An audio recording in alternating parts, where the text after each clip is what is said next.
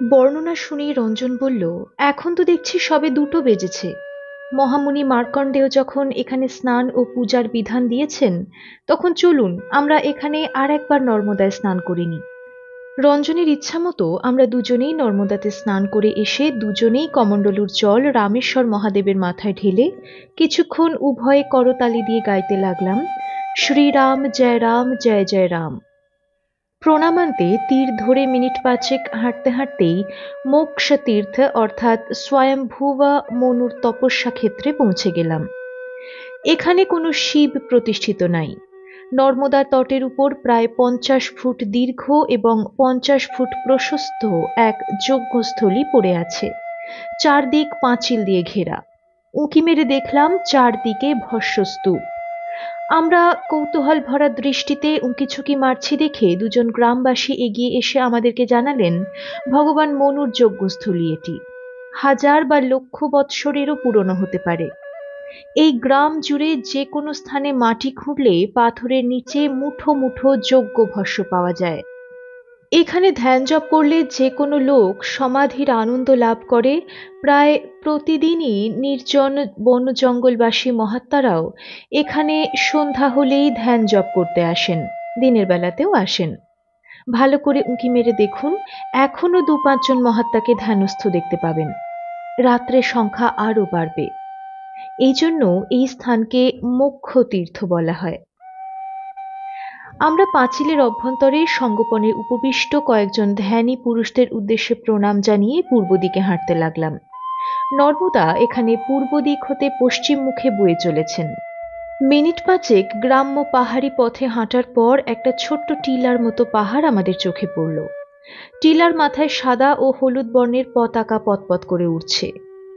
টিলাকে ঘিরে উপরে, ধারে এবং নিচে অনেকগুলি ছোট বড় বাড়ি, কয়েকজন লোক এবং একজন সাহেবকে ঘুরে বেড়াতে দেখলাম। আর একটু কাছাকাছি হতে পতাকার উপরে লেখা আছে, পড়তে পারলাম, অনামি বাবা। টিলার উপর হতে এক মুন্ডিত মস্তক বিশাল দেহী প্রবীণ বয়স্ক মানুষকে দেখতে পেলাম। আমাদের দিকেই তিনি এক দৃষ্টিতে তাকিয়ে আছেন। রঞ্জনকে বললাম, ভাইয়া, এ যে দেখছি যেখানে বাঘের ভয় সেখানেই সন্ধ্যা হয়, উনিই বুঝি অনামি বাবা? সাবধান, আমরা তার কোনো বিরুদ্ধাচরণ করব না। তার কথা যথোচিত শ্রদ্ধা ও ধৈর্য সহকারে শুনব। বেলা প্রায় 3টা বেজে গেছে। দরকার হলে আমরা আজ রাত ভোর তাঁর অমৃত বচন শুনে সকালে মা নর্মদা যেদিকে নিয়ে যাবেন সেই দিকেই যাত্রা করব। আমরা টিলার কাছাকাছি যেতেই দেখলাম, টিলার উপর দাঁড়িয়ে সেই মুন্ডিত মস্তক, গায়ে হরিদ্রা বর্ণের আলখাল্লা জড়ানো মানুষটি গম্ভীর কণ্ঠে আমাদেরকে উদ্দেশ্য করে ডাকতে লাগলেন, স্বাগতম সুস্বাগতম, সুখে না আগতম। রঞ্জনকে চোখ টিপে একদম চুপ থাকতে বলে তাকে পিছনে নিয়ে আমরা সোজা উঠে গেলাম তার কাছে। আমাদেরকে ঘরে বসিয়ে তিনি ভাঙা ভাঙা ভাবে একটা ঘন্টা বাজিয়ে একজন লোককে কাছে ডেকে সর্বপ্রথম আমাদেরকে খাবার পরিবেশন করতে বললেন।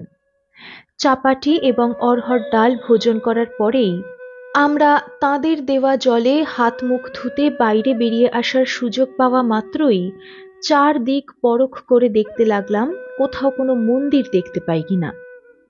7-8টা ঘরের মধ্যে কোথাও কোনো শিবলিঙ্গ বা অন্য কোনো দেবতার সন্ধান না পেয়ে বড়ই আশ্চর্য হলাম। সূর্যাস্ত হয়ে আসছে, ধীরে ধীরে অন্ধকার ঘিরে আসছে চতুর্দিকে। প্রত্যেক ঘরেই প্রদীপ ও মোমবাতি জ্বালার ব্যবস্থা হলো। আবার ঘণ্টা বেজে উঠল। একজন ব্রহ্মচারী, তাঁরও মুন্ডিত মস্তক, এসে আমাদেরকে ডেকে নিয়ে গেল আরেকটি ঘরে। ঘরে পৌঁছে দেখি সেই ঘরে আমাদের ঝোলা গাঁঠরি রাখা আছে, দুজনের উপযোগী কম্বল ও শয্যাও পাতা আছে। আমরা আসনে বসার সঙ্গে সঙ্গে বাম বাবাম ধ্বনি করতে করতে অনামি বাবা আমাদের কাছে এসে বসলেন। প্রথমেই তিনি জিজ্ঞাসা করলেন, এখান থেকে তোমাদের কোন স্থানে যাওয়ার মতলব আছে? আমাদের উত্তর দিতে কিঞ্চিত বিলম্ব হতেই তিনি নিজের থেকে বলে উঠলেন, যুক্তেশ্বরী মা তোমাদেরকে মাসানিয়া কোটেশ্বর যেতে বলেছিলেন না? মাসানিয়া কোটেশ্বর ঠিক কোন স্থানে তা তোমাদের জানা আছে কি? আমার দিকে তাকিয়ে বললেন, তুমি তো উত্তর তট পরিক্রমা করে এসেছো, সেখানে অন্তত ৩-৪টি কোটেশ্বর কি দেখে আসোনি?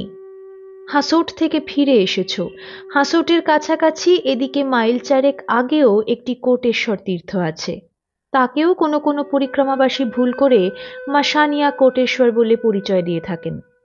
তোমরা গত পরশু সকালে তো বাল্মীকেশ্বর হতে এখানে আসার পথে ১ মাইল এগিয়ে এসেই কপালেশ্বর তীর্থের কাছেই এক কোটেশ্বর তীর্থ দেখে এসেছো। তার গল্প এই যে কাপালিক বেশি মহাদেবের হস্তচ্যুত নরকপাল নর্মদাতে পড়ে গিয়ে বালুতে ক্রমে চাপা পড়ে যেতেই সেখান থেকে এক স্বয়ম্ভু লিঙ্গের আবির্ভাব ঘটে। তার সঙ্গে দেবতাদের জয়ঢাক নারদের প্রচারের ফলে কোটি কোটি দেবতা ও ঋষিবর্গ তার পূজা করতে আসেন।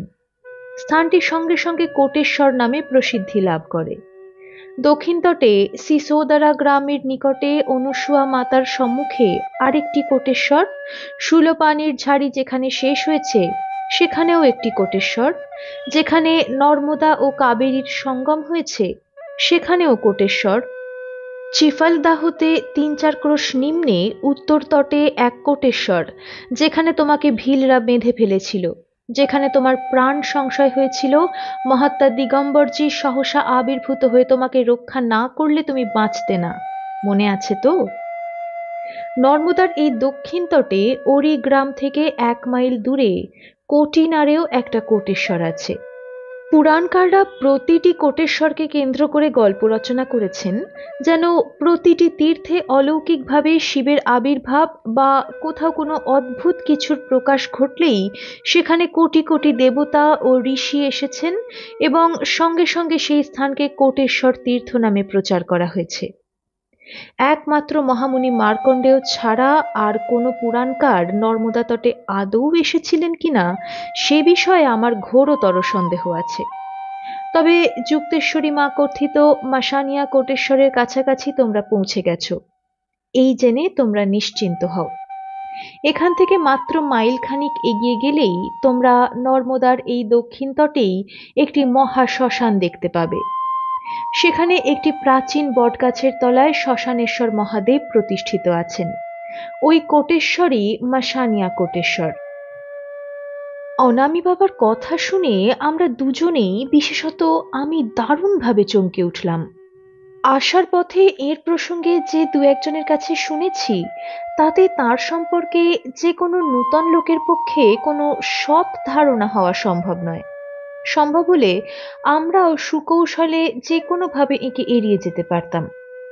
আমরা কতকটা নিজেদের গরজেই এই বিদেশ বিভুঁইয়ে তাঁর এখানে রাত্রিবাস করতে এসেছি, কিন্তু এর ২-৪টি কথা শুনেই বুঝছি ইনি নিশ্চয়ই কোনো অন্তর্যামী মহাপুরুষ, নতুবা আমি যে উত্তর তট পরিক্রমা করেছি, হাসোটও পরিক্রমা করে এসেছি, কিংবা গত পরশু এসেছি বাল্মীকেশ্বর হতে, সে কথা ইনি কি করে জানলেন? আমি নিজের মনে এইসব কথা ভাবছি এমন সময় রঞ্জনকে উসখুস করতে দেখে তিনি তার দিকে তাকিয়ে জিজ্ঞাসা করলেন, হারবোলাজি, আপ কুছ পুছেঙ্গে? তুমি গোমরা মুখে বসে আছো কেন?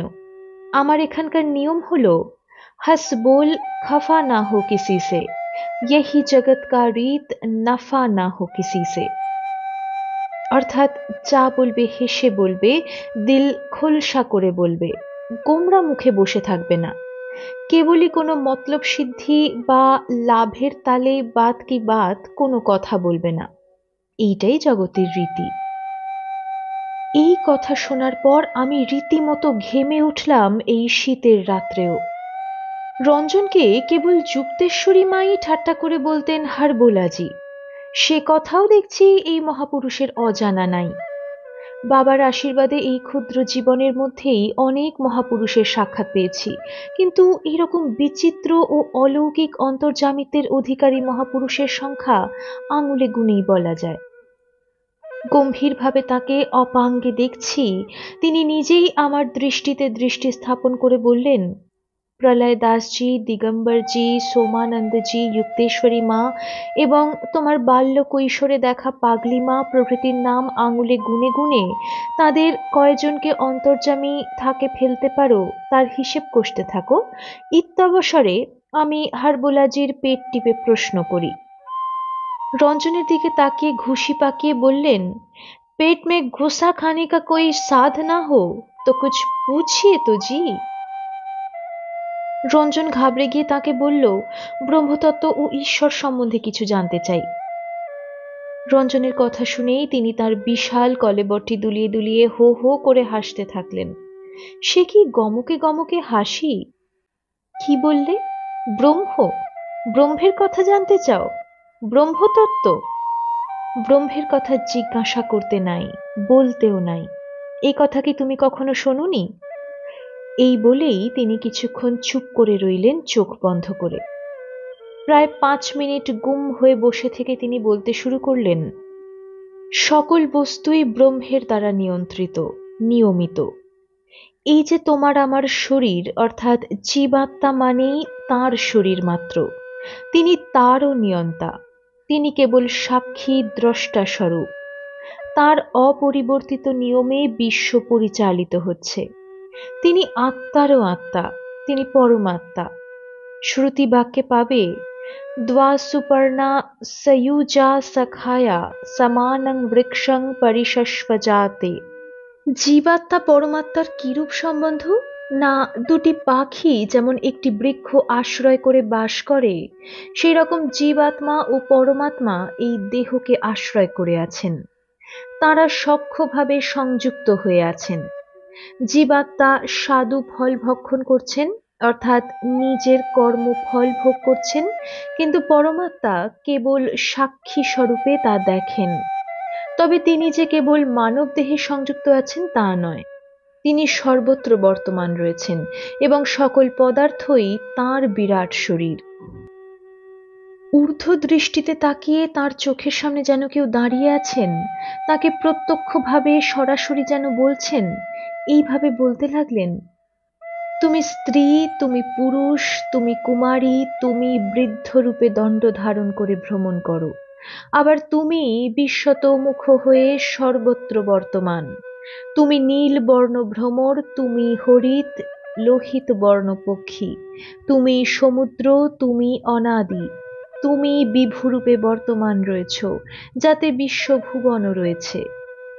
তাহলে প্রশ্ন উঠতে পারে, ঈশ্বর কি? না, তিনি বিভু প্রভু। তাঁর তাহলে স্বরূপ কি? বিভুত্ব, প্রভুত্ব বা নিয়ন্ত্রিত্ব। এই বিশ্ব চিৎ ও অচিৎ, চৈতন্য এবং জড় বা জড় শক্তি তাঁর বিরাট দেহ। এটি তাঁর বাহ্য বিকাশ।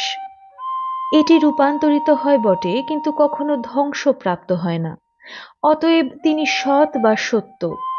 যে নিয়ম দ্বারা এই বিশ্ব পরিচালিত তার সতই মঙ্গলময়। অতএব তিনি শিব। বিশ্ব সৌন্দর্যময়, অতএব বিশ্বেশ্বর সুন্দর। সুন্দর বললে সাধারণত কি বুঝি? যেখানে যে রূপ সমাবেশ সাজে তা থাকলেই আমরা সুন্দর বলি। সুসমাবেশের অভাবই কদর্যতা। প্রকৃতিতে কদর্য কিছু দেখা যায় না, সেখানে খাপছাড়া কিছুই নাই। অতএব ঈশ্বর সত্য, শিব এবং সুন্দর। এ বিশ্ব তাঁর নিয়ম দ্বারা নিয়মিত। তাঁর নিয়মের পরিবর্তন ঘটলে তাঁর স্বরূপকেও পরিবর্তন করতে হয়। যদি একে আর একে দুই, এই নিয়মের পরিবর্তন, কিংবা 3কে 3 দিয়ে গুণ করলে যে 9 হয় তারও পরিবর্তন ঘটত, তাহলে ঈশ্বরের ঈশ্বরত্ব থাকত না। এই ভারতবর্ষ যে একদিন ছিল, এ সত্য কি ঈশ্বর লুপ্ত করতে পারেন? ভারতবর্ষের ভূত অস্তিত্বের লোপ সম্ভবপর হলে ভারতবর্ষ যে বর্তমানে নাই, এ কথা কি সত্য হবে? ঈশ্বর কি তাঁর নিজের অস্তিত্ব লোপ করতে পারেন? পরমাত্মা কি আত্মহত্যা করতে পারেন? অথবা তিনি কি সমগ্র বিশ্বের লোপ ঘটাতে পারবেন? রঞ্জন বলল, কেন? পুরাণে তো আছে প্রলয়ের কথা। তখন নাকি সমগ্র বিশ্ব লোপ পায়। তাহলে তো স্বীকার করতে হয় যে প্রতি প্রলয়কালে ঈশ্বর বিশ্বলয়ের খেলায় মেতে ওঠেন। রঞ্জনের এই উক্তি শুনে অনামী বাবা ঝাঁঝিয়ে উঠলেন। আরে, ওইসব তো পুরাণের গল্প। কল্পনা প্রিয় পুরাণকারদের কল্পকথা ও গল্পকথা ছেড়ে যুক্তি মার্গে এসো। ঈশ্বর বিষয়ক কোনো তত্ত্ব মীমাংসায় যুক্তির আশ্রয় গ্রহণ করা অনুচিত। এই রকম কোনো উপদেশ বা অনুশাসন বাক্য যদি শুনে থাকো, তাহলে তা অবিলম্বে ভুলে যাও। সনাতন শাস্ত্র বাক্য স্মরণ করো, যুক্তিহীন বিচারেণ ধর্মহানিঃ প্রজায়তে। যদি কুযুক্তির আশ্রয় গ্রহণ না করো কিংবা অন্য কোনো ব্যক্তি বা তথাকথিত কোনো শাস্ত্রের উপর নির্ভর না করো, তাহলে ক্রমেই এই সত্য স্বতই তোমার মনে উদিত হবে যে পুরাণকারদের কল্পনায় যত বড় শক্তিই কল্পিত হোক না কেন, ভূতকালের কোনো ব্যাপার কোনো শক্তি দ্বারা লুপ্ত হতে পারে না। তোমার পিতা পিতামহাদি ছিলেন, এমন কোনো কি শক্তি আছে যার দ্বারা তাঁরা যে ছিলেন এ সত্যের লোপ হতে পারে? যা তোমার জ্ঞানের সত্য বলে বিবেচনা করো, তাকে তুমি সত্য বলে স্বীকার করতে বাধ্য। হতে পারে তোমার ভ্রম হয়েছে, কিন্তু যে ভ্রম বলে তোমার স্থির ধারণা না হয় সে পর্যন্ত তুমি তাকে সত্য বলেই গ্রহণ করে থাকো। এটি স্বাভাবিক নিয়ম। অতীতে যে সকল ঘটনা ঘটে গেছে সে ব্যাপারগুলি যে পর্যন্ত ভ্রম বলে তোমার স্থির ধারণা না হয় সে পর্যন্ত তুমি তা সত্য বলেই গ্রহণ করতে বাধ্য। আগুনে পোড়ে, সকলেই আগুনে পোড়ে। পাপী পুণ্যবান, ধনী দরিদ্র, জ্ঞানী অজ্ঞানী, বালক বৃদ্ধ, স্ত্রী পুরুষ, সকলেই আগুনের সংস্পর্শে গেলে পুড়ে মরবে। এই নিয়মগুলি অনাদি অনন্ত। ঘড়িতে চাবি দিলাম আর ঘড়ি চলল, এ ঘটনা সেরকম নয়। বিশ্বের ঘড়ি চিরকালই একই নিয়মে চলছে, কখনো তার বিরাম নাই, বিরাম হবেও না। বিশ্ব নিয়মের অধীন, ভূতে, বর্তমানে ও ভবিষ্যতে। মানুষের দৈনন্দিন কাজে আমরা কি দেখি? তুমি ঠিক দিতে ভুল করলে, এ ভুল কার? তোমার না ঈশ্বরের? অতিরিক্ত ভোজনে তোমার অজীর্ণ হলো, এই কর্ম এবং কর্মফল তোমার না ঈশ্বরের? অমুক টাকা পেত, তাকে ফাঁকি দিলে, এই প্রতারণা কার? তোমার না এজন্য ঈশ্বর দায়ী? এই রকম সব বিষয়েই বিচার করলে দেখতে পাবে জীবের কর্তৃত্ব, কর্ম ও কর্মফলে ঈশ্বরের কোনো হাত নাই। তবে মূল নিয়ন্ত্রিত্ব অবশ্যই আছে। न কর্তৃত্বং ন কর্মাণি লোকস্য সৃজতি প্রভুঃ, ন কর্মফল সংযোগঃ স্বভাবস্তু প্রবর্ততে। তোমাদের তো বাঙালি শরীর, বাংলা করলে এই শ্লোকের অর্থ দাঁড়াবে, লোকের কর্তৃত্ব, কর্ম আর কর্মফল ঈশ্বরের সৃষ্ট নয়, ঘটে থাকে স্বভাবে কেবল। তার মুখে সংস্কৃত শ্লোকের প্রাঞ্জল পদ্যানুবাদ শুনে আমি আর রঞ্জন পরস্পরের দিকে দৃষ্টি বিনিময় করলাম।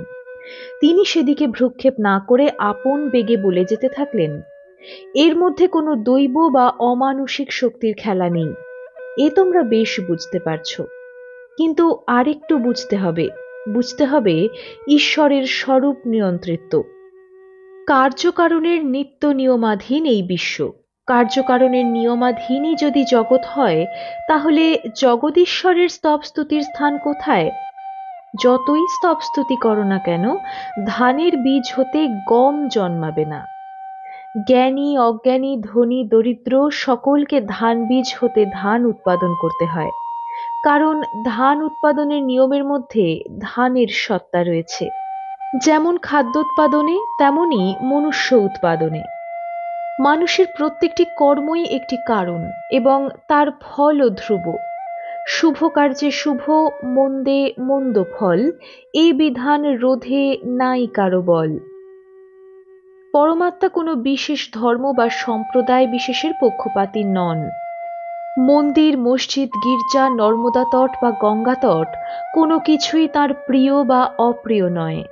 ঝড়ে বা ভূমিকম্পে বা অগ্নিতে কোনো স্থানের উপর কোনো পক্ষপাত দেখা যায় না। অকাল মৃত্যু সকল ধর্মের লোকেরই হয়ে থাকে। রোগে পাপীও মরে, পুণ্যবানও মরে। ধনী দরিদ্র বলে কোনো বিচার নাই। শারীরিক ব্যাধি শারীরিক নিয়ম অপালনের ফল, মানসিক ব্যাধি মানসিক নিয়ম অপালনের ফল। ব্যক্তিবিশেষ, ধর্মবিশেষ বা সম্প্রদায় বিশেষ কোনো কিছুই নিয়মের বহির্ভূত নয়। সকলের পক্ষেই বিশ্বে এক নিয়ম, যেমন কর্ম তেমন ফল, যেমন বীজ বুনবে সেই রকম ফলই ফলবে। ছাদ যদি খারাপ হয় তাহলে পুণ্যবান সেই ঘরে থাকলেও জল পড়বে, ছাদ যদি ভালো হয় তাহলে পাপী তার নিচে থাকলে যে জল পড়তে আরম্ভ করবে, এমন নিয়ম কোথাও কখনো ঘটে না। পাপী কৃষক ধান বুনলে এবং ভালো ধান ফলানোর জন্য যা করা উচিত তা করলে তার মাঠে ভালো ধানই ফলবে, আর পুণ্যবান কৃষক অলস হয়ে বসে থাকলে, ধান ফলানোর জন্য যা করা উচিত তা না করলে ধান লাভ তার ভাগ্যে ঘটবে না। তিনকে তিন দিয়ে গুণ করলে যেমন নয় হয়, আর কিছুই হতে পারে না, কার্যকারণ সম্বন্ধ ওই রকম। তিনকে এক দিয়ে গুণ করলে তিন, দুই দিয়ে গুণ করলে ছয়, তিন দিয়ে গুণ করলে নয়, ইত্যাদি নামতা যেমন শত সত্য, তেমনি জগতের সমস্ত সরল জটিল ব্যাপারও ওই নিত্য নিয়মাধীনতায় সত্য। যে নিয়ম তোমার ভিতরে সেই নিয়ম তোমার বাইরেও বর্তমান। তোমার প্রত্যেকটি কাজ, প্রত্যেকটি চিন্তা কারণ স্বরূপ তোমাকে ঊর্ধ্ব দিকে অধোদিকে সর্বদা টেনে নিয়ে যাচ্ছে। প্রত্যেক নিমেষে তোমার প্রতিটি কার্যের বিচার হয়ে যাচ্ছে। যদি তুমি মনে দেশ, হিংসা, খলতা বা অন্য রকম নীচ প্রবৃত্তিকে পোষণ করো, তবে তুমি তার ফল পাবে। সৎ কাজ ও সৎ চিন্তার ফলও ওই রকম হাতে হাতে নগদ বিদায়। রাত্রিতে যখন নিদ্রার শান্তিময় কোলে ঢলে পড়ো, সে সময় ভালোভাবে বিচার করলে বুঝতে পারবে তুমি দিনের বেলায় যেমন ছিলে রাত্রিতে সে সময় তেমনটি আর নাই। হয় দিনের থেকে একটু ভালো, না হয় একটু খারাপ হয়ে পড়েছ। পরে কি বলে, কোন শাস্ত্রে কি বলে তা ভুলে যাও। সব সময় প্রতি মুহূর্তে নিজের বিবেক পরিচালনা করো। তাহলে জগতের প্রতিটি কার্যের অন্তরালে যে একটা হারমোনি বা অর্ডার আছে, সেই ছন্দ বা নিয়ম তোমার উপলব্ধিতে ক্রমশ ফুটতে থাকবে। তুমি নিশ্চিন্তভাবে বুঝতে পারবে তুমি আছো, এই বিশ্ব আছে, তাকে, তোমার বোধকে ধ্বংস করার শক্তি কারো নাই। আসলে জগতে ধ্বংস বলে কোনো বস্তুই নাই, আছে কেবল রূপান্তর। আমরা যখন কোনো ভালো কাজ বা মন্দ কাজ করি, তখন কি কেউ বলে ঈশ্বর ওই কাজ করেছেন? তুমি যোগ বা ঠিক দিতে ভুল করলে সেই ভুলটা ঈশ্বরের না তোমার? তুমি রাত্রিতে চুরি করলে সেই চর্যাপরাধ ঈশ্বরের না তোমার? আবার তুমি পরের জন্য জীবন দিলে সেই সৎ কাজের ফল তুমি না ঈশ্বর পাবেন? তুমি যদি শারীরিক মঙ্গল চাও, সুস্বাস্থ্য চাও, তাহলে তোমাকে ব্যায়াম করতে হয়, পুষ্টিকর খাদ্য খেতে হয়, আহার বিহার সংযত করতে হয়। যদি জ্ঞানী হতে চাও, জ্ঞানোপার্জনের জন্য যেসব উপায় আছে, অধ্যয়ন, শিক্ষকের সঙ্গ ও সেবা, সেসব পন্থা তোমাকে অবলম্বন করতেই হবে। কার্যকারণেরই এই নিত্য সম্বন্ধ তুমি বুঝতে পারলে তত্ত্বজ্ঞানের অধিকারী হতে পারবে। বুঝতে পারবে আমরা যে ঈশ্বর ঈশ্বর বলে এই চিৎকার করি এবং তার দর্শন লাভের জন্য নানা রকম তপ তপস্যার ক্লেশ সহ্য করি, আসলে সেই ঈশ্বর বিশ্বব্যাপ্ত, বিশ্বময় যে ল, অর্ডার এবং হারমোনি আছে, অর্থাৎ নিয়ম অভিধায় যা অভিহিত, সেই নিয়মই ঈশ্বর। নিয়ম বললেই একজন নিয়ন্তার কথা এসে পড়ে। একজন ঈশ্বরকে না খাড়া করলে অনেকের মন স্বস্তি পায় না। সে অবস্থায় বড়জোর এহেন নিয়ন্তাকেই ঈশ্বর কল্পনা করা যায়। আলামিতি।